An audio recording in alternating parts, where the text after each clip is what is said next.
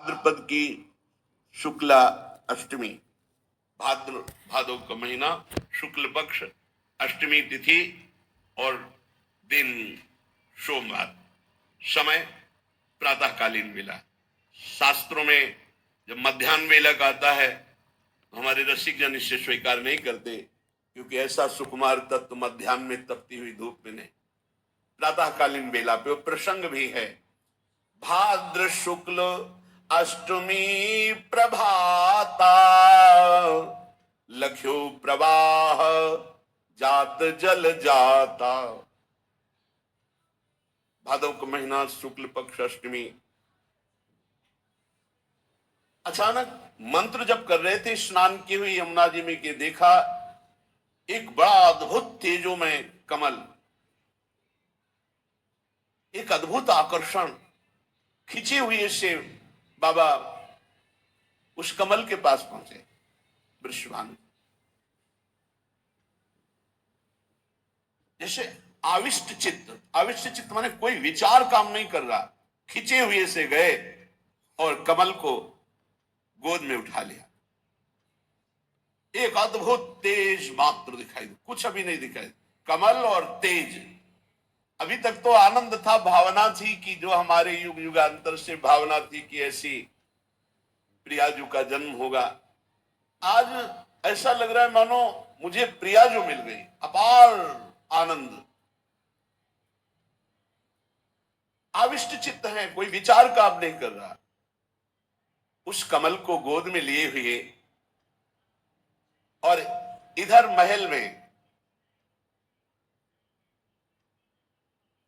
वयोवृद्धा गोपिकाएं कीर्ति रानी जी को घेरे हुए हैं। पूरे नगर में सूचना है कि प्रसव पीड़ा हो रही है, संतान प्रकट होने वाली है। अद्भुत ज्योतिर्मय प्रसूति का आग्रह हो रहा है पहले से ही, तेजों में। कीर्तिदा रानी को ऐसा महसूस हो रहा है कि बस अभी संतान प्रकट होने वाली है। गोपिकाएं वयोवृद्धा आसपास बैठी हुई हैं। इतने में दिव्य पुष्प लिए हुए श्री वृषभानु जी महल में पधारते हैं।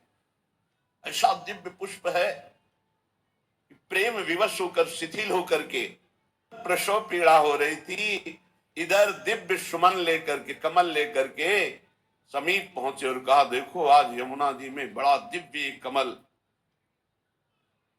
जे ही कमल गोद में दिया, उसी समय उनको अनुभव हुआ कि मेरे संतान हुई। गोप सुंदरियों ने देखा अद्भुत बिजली की सी कांति, गौर वर्ण, छोटी सी नन्ही सी लाडली, मानो करोड़ करोड़ चंद्रमाओं की कांति लिए हुए। साहब ने देखा, जो गोद में पुष्प दिया उनको अनुभव हुआ संतान हुई। देखा तो श्री लाडली जू, लाडली हमारी जग उजियारी, जनु बिकसी मृदु कंज कली। श्री लाडली जू प्रकट हुई। कीर्तिदा रानी को सुंदर कन्या हुई है। पूरे महल में, बरसाने में एक क्षण में सूचना पहुंच गई।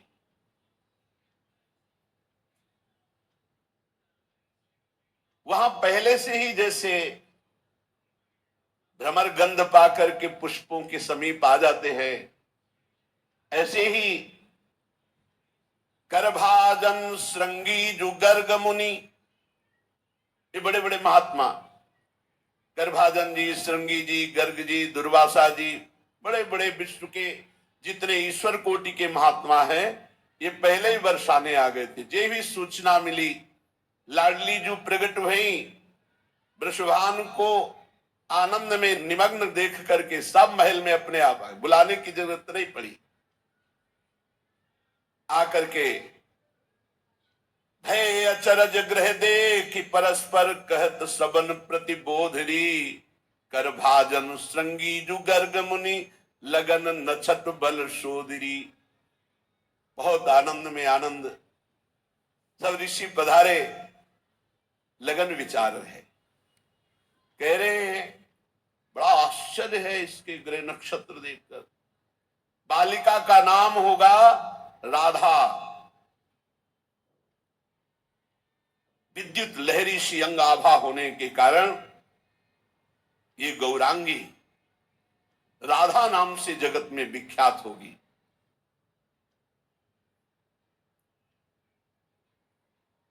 समस्त ऋषि अपने नेत्र सार्थक कर रहे हैं लाडली जी के दर्शन करके। वृषभानु जी से कह रहे हैं कि कुछ समय पहले जो नंद भवन में आनंद उमगा था उसका दुगुना आनंद तुम्हारे भवन में उमग रहा है। समस्त ऋषि सम्मान प्राप्त करते हैं वृषभानु जी से। वो यत्किंचित वर्णन करके प्रियाजू का महामहिम स्वरूप और दर्शन करते हैं। इन चरणों की वंदना करके वृषभानुपुर बरसाने में ही अलग अलग लताओं के नीचे बैठकर प्यारी जू की महिमा का चिंतन करते हैं।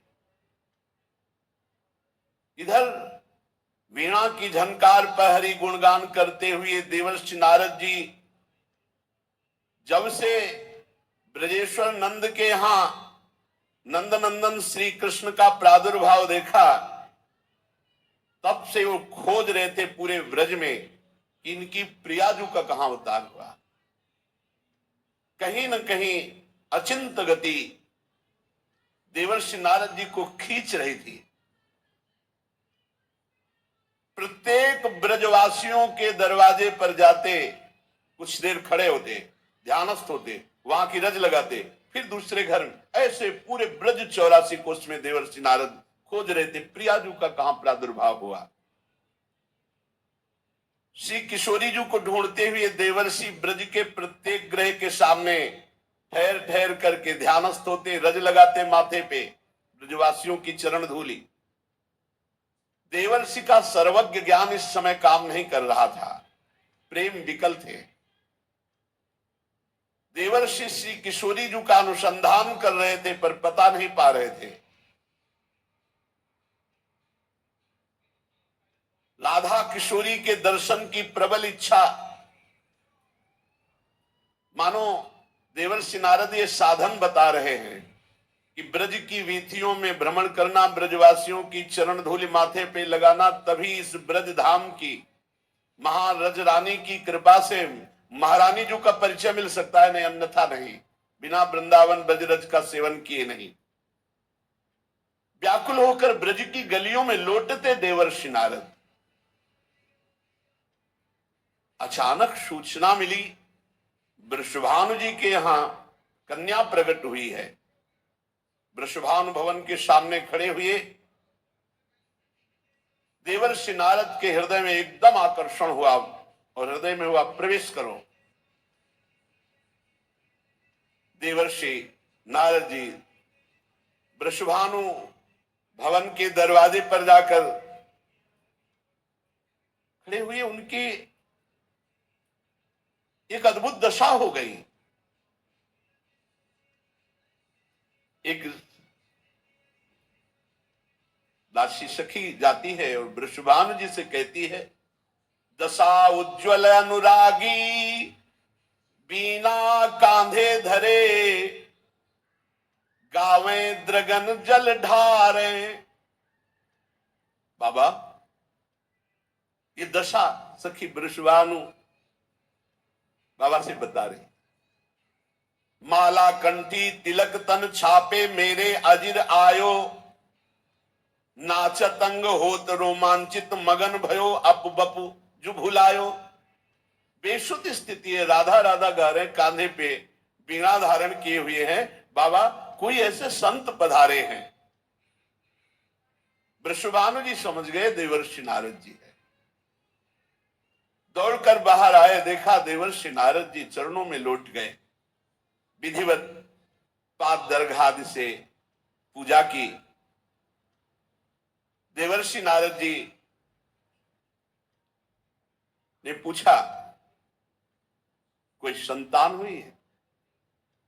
हाँ, अपने सुंदर पुत्र श्री दामा को लाकर चरणों में प्रणाम करते, बालक को देखते ही, स्पर्श करते ही नेत्रों में प्रेमास्त्र भर रहे हैं।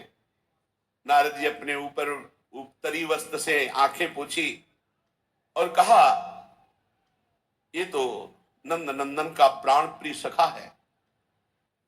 हम पूछ रहे हैं, कोई कन्या हुई है आपके यहां? देवर्षि नारद जी ने, आभास तो मुझे यही हुआ है, ये हरिप्रिया का यही अवतार हुआ है, रासेश्वरी श्री राधा यही प्रकट हुई, पर ये तो बालक को लाए। वृषभान जी ने कहा, हाँ भगवान, वो तो अभी अभी प्रकट हुई है, इसलिए नजदीक नहीं लाए, आपको वहां चलना पड़ेगा।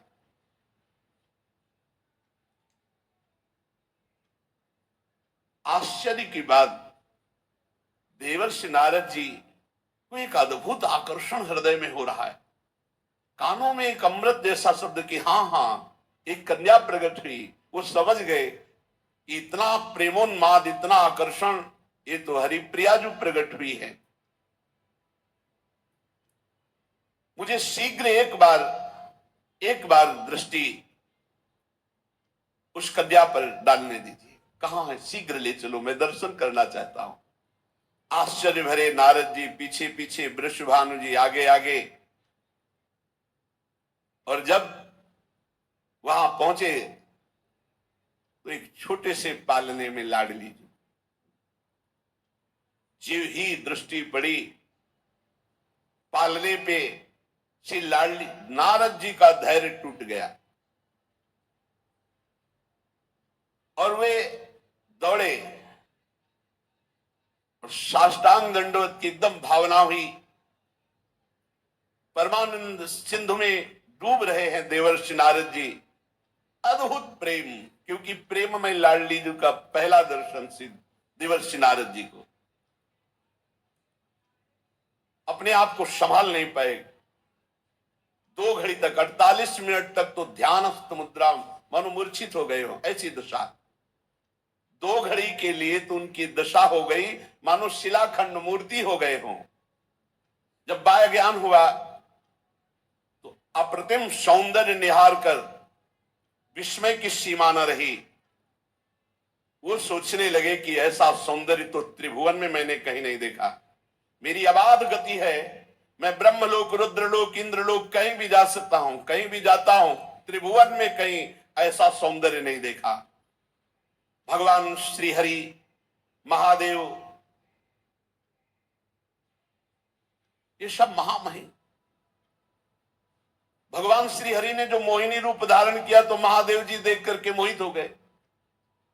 लेकिन मैं इस रूप को जो देख रहा हूं, मेरे हृदय में जो भगवान श्री कृष्ण के प्रति अपार प्रेम उमड़ रहा है, आज तक कभी नहीं। बस यही भगवान की प्रिया है, यही रासेश्वरी है। अंतर हृदय से विकल हो गए और अशुभ प्रवाह देवर्षि नारद की। प्रेम विवस्था बढ़ी तो वृषभानु जी से कहा कि कुछ क्षण के लिए तुम मुझे एकांत कर दो, मैं इस बालिका से एकांत में कुछ क्षण दर्शन करना चाहता हूं। उन्होंने सोचा कोई अनुष्ठान मंगल विधान हमारी लाडली के लिए, जो आज्ञा कह के वृषभानु जी देवर्षि नारद को प्रणाम करके एकांत हो गए। देवर्षि नारद जी एकांत पाकर श्री जी से प्रार्थना करने लगे, हे निकुंज देवी, हे महायोगमयी, हे महाप्रभामयी, मेरे महान सौभाग्य उदय हुआ। जीवन भर हरि नाम कीर्तन किया, हरि भक्ति की, उसका फल मिला कि आपके दर्शन हो गए। तुम मेरे दृष्टि पथ में आई रासेश्वरी।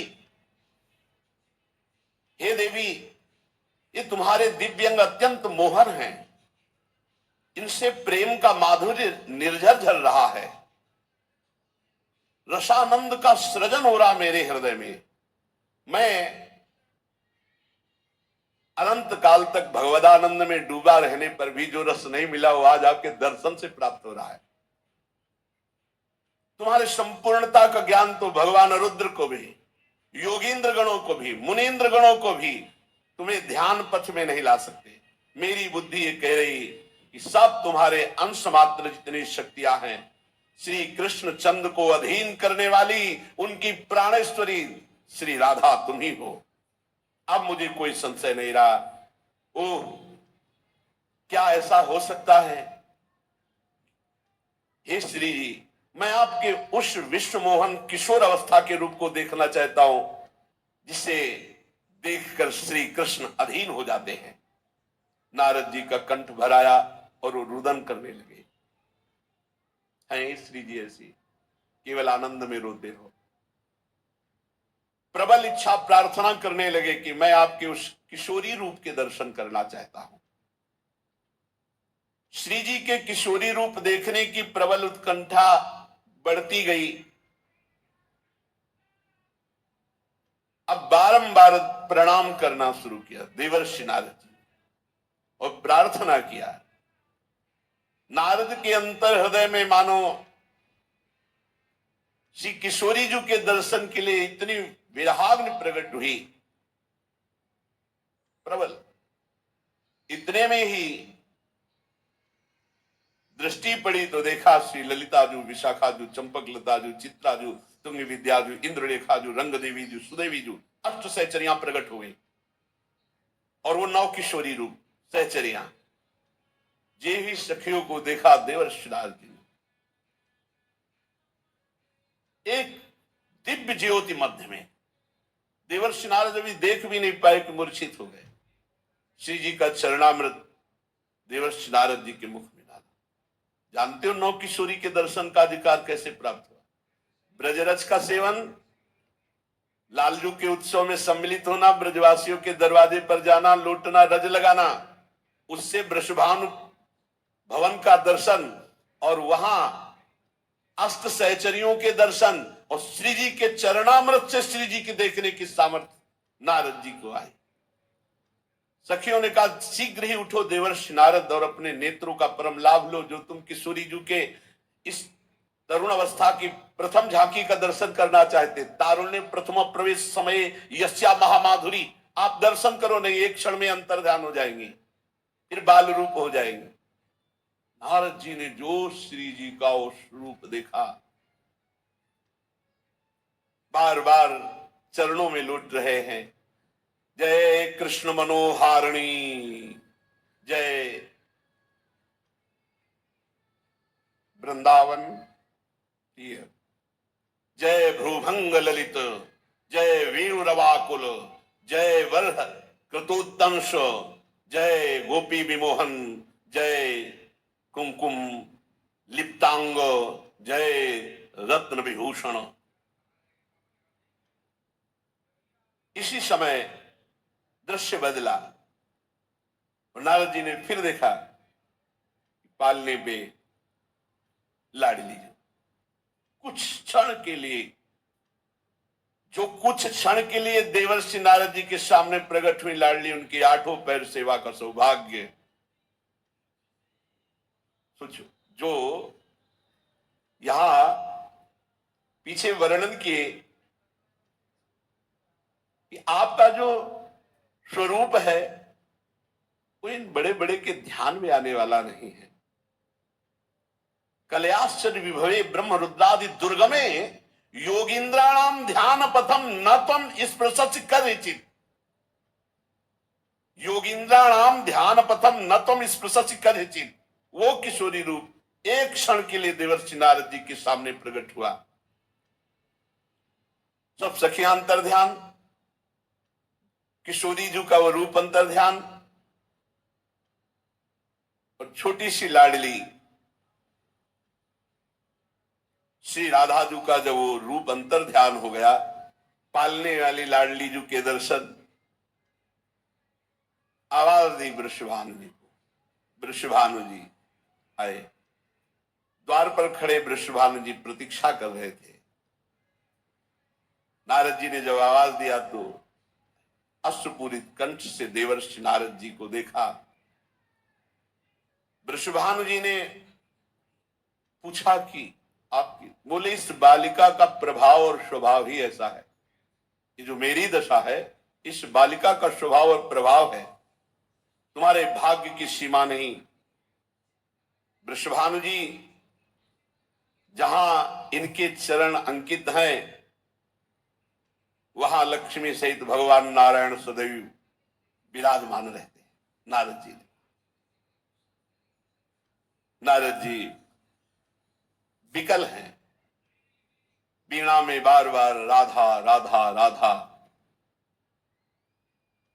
आश्चर्य कि श्री जी ने अभी तक नेत्र नहीं खोले थे। जब देवर्षि नारद जी ने उच्चारण किया, जय कृष्ण मनोहारिणी, जय वृंदावन प्रिय, जय भ्रुभंग ललित, जय वेणु रवाकुल, जय वर्ह क्रतुतंसो, जय गोपी विमोहन, जय कुमकुमा लिप्तांग, जय रत्न विभूषण। श्री कृष्ण नाम सुनते ही लाडली जी ने आंख खोला प्रीतम का जस सुन करके।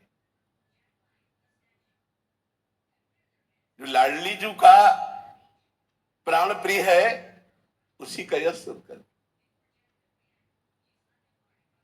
वृषभानु जी को लगा कि ये अनुष्ठान एकांत में कर रहे थे, तभी मेरी लाडली जी ने नेत्र खोला। नारद जी श्री लाडली जी के चरणों में प्रणाम किया और बार बार जय कृष्ण मनोहारिणी। तो लाडली जी मुस्कुरा दी, नेत्र खोल दिए, मुस्कुरा दिए। अब तो बस पूरे वृषभानुपुर में जो भी लाडली जी के पास आता तो जय कृष्ण मनोहारिणी, बस वृषभानु नंदिनी मुस्कुरा देती, किलकारी मारती। जो भी आता, अब वृषभानु जी के हर्ष का पार नहीं। श्री लाडली जी ने आंख खोल दी, मुस्कुरा रहे। जो भी लाडली जी के समीप आता तो बस जय कृष्ण मनोहारिणी, जय कृष्ण मनोहारिणी। देवर्षि नारद जी गए, ब्रज के समस्त ब्राह्मणों को बुला करके पुरुष सूक्त का गान श्री वृषभानु जी करा रहे। अब समस्त ब्रजवासी जन भेंट ले लेकर के बाबा के यहाँ पधारे, प्रियाजू पधारे और फिर सब उत्सव मनाते हैं, बधाइयां गाते हैं श्री जी के लाडली जी के प्रादुर्भाव के महामहोत्सव की। और इसका फल होगा कि हम सबको लाडली जी के नाम में और लाडली जी के चरणों में आसक्ति हो जाए। जिह्वा पे राधा राधा नाम हो और हृदय में गोरे चरणारविंद की ठसक